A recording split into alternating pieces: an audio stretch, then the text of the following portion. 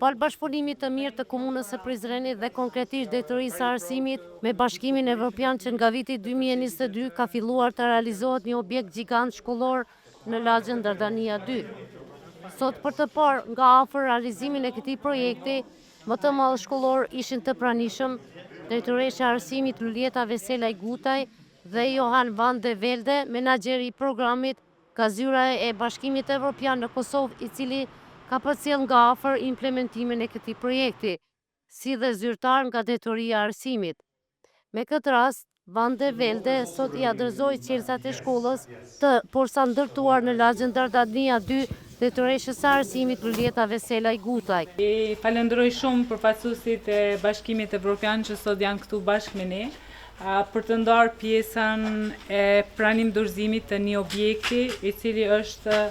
objekti më i mirë në komunën e Prizrenit nga niveli i shkollave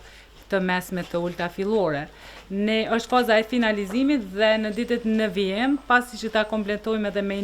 me inventar dhe pajisje tjera shoqëruese për kabinetet dhe të tjera, do të bëhet edhe inaugurimi i shkollës